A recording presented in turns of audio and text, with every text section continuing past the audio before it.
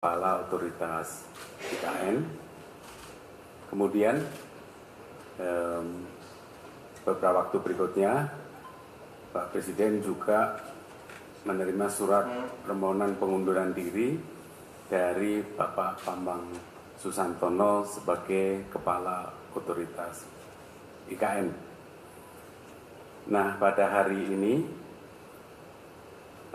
telah terbit keputusan Presiden tentang pemberhentian dengan hormat Bapak Bambang Susantono sebagai Kepala Otoritas IKN dan juga Bapak Doni Rahayu sebagai Wakil Kepala Otoritas IKN, disertai ucapan terima kasih atas pengabdian beliau-beliau. Dan sekaligus Presiden mengangkat Menteri PUPR Pak Basuki sebagai PLT Kepala Otoritas IKN dan juga mengangkat Wakil Menteri ATR, Wakil Kepala BPN sebagai Wakil Otoritas IKN.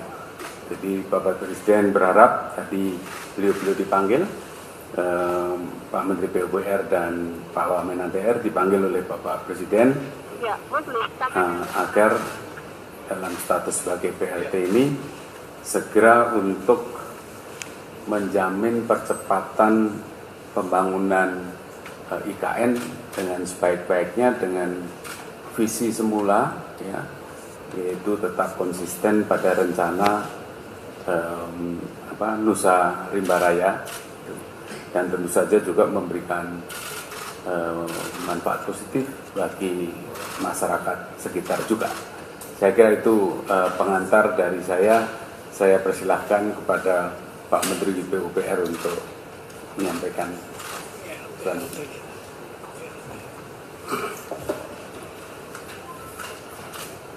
Assalamualaikum warahmatullahi wabarakatuh. Pak Mensesnek dan Pak Wakil Menteri ATR, serta rekan-rekan sekalian, jurnalis yang saya hormati. Seperti yang disampaikan oleh Pak Mensesnek, kami berdua, saya dan Pak Raja, dipanggil untuk diberi tugas tadi sebagai PLT Kepala dan Wakil Kepala IKN, Otoritas IKN. Tugasnya juga sedikit tadi sudah disampaikan oleh Bapak Mensesnek, bahwa tugas PLT ini sama seperti dengan tugas kepala dan wakil kepala definitif sampai terbentuknya, sampai ditunjuknya lagi kepala dan wakil kepala definitif sesuai dengan perundang-undangan. Fokusnya, tugasnya adalah mempercepat pelaksanaan program. Kita yakin bahwa otoritas sudah membuat program-program dalam pembangunan IKN ini.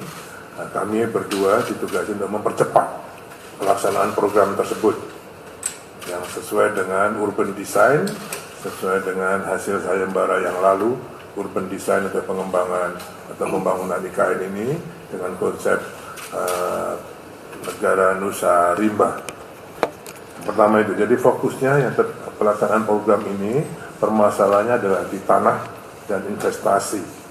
Jadi kenapa beliau dipilih sebagai wakil kepala UKN? Karena ini menyangkut status tanah. Jadi kami berdua akan segera memutuskan status tanah di UKN ini apakah dijual, disewa, ataukah KPPU.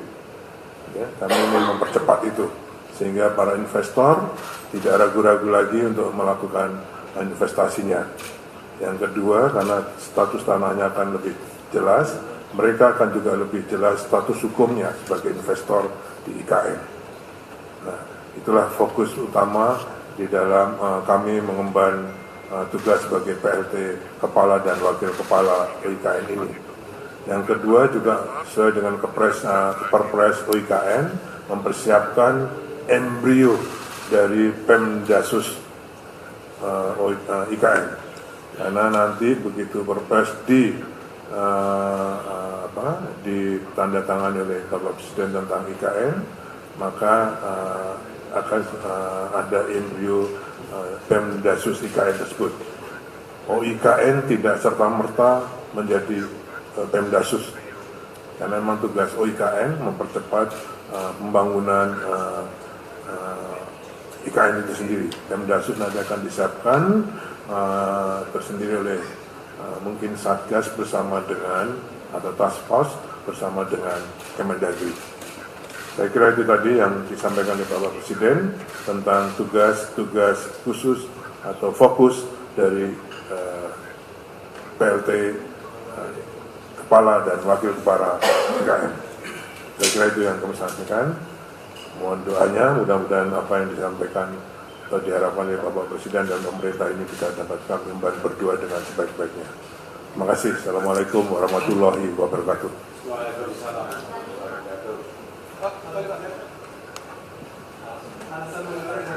Alasan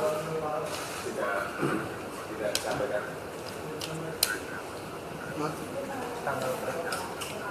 Oh, itu sudah lama. pakai mic Pak. Tapi surat memang baru. Pakai mic Pak. Pakai mic. Pak, untuk persiapannya seperti apa Pak? Oh, dua-duanya langsung. Justru kalau sekarang ini dari APBN sudah masuk sudah sampai 80% pembangunan batch 1 maupun batch 2. Ya. Nanti Pak Presiden mau ke IKN, nginepnya juga di camping lagi, tapi sudah di rumah jabatan menteri. Oke, menunjukkan bahwa ini sudah siap. Itu yang dari APBN. Yang masih perlu dipercepat adalah yang investasi tadi. Semuanya karena status tanah yang belum jelas dan juga kerjasamanya yang belum jelas. Untuk itulah kami tugasnya khusus percepatan tadi. Ya? Pak, dengan munculnya OIKN dan wakil ini, bagaimana nantinya investor bisa lebih percaya dengan pembangunan IKN karena kepala dan wakil ini? Saya kira kalau tugas PLT itu sama dengan OIKN yang kemarin, saya bisa menjelaskan itu. Ya? Pak, terkait pembebasan lahan, kan kemarin masih ada banyak lahan yang belum selesai, termasuk warga yang berkenaan mengalami. Ya, tadi arahan Pak Presiden tentang 2086 hektar lahan itu sebenarnya sudah ada sudah pernah dilakukan sebelumnya di proyek lain dengan PDSK Plus. Okay? Tapi itu harus kita laksanakan segera. Arahnya Pak Presiden selesaikan dengan sebaik-baiknya. Kalau bisa diselesaikan dengan tetap di situ pembangunan oke, kalau enggak IKN yang akan ngalah. Jadi warga tidak akan digusur Pak ya? Belum tentu, tergantung nanti penyelesaiannya. Belum tentu Pak.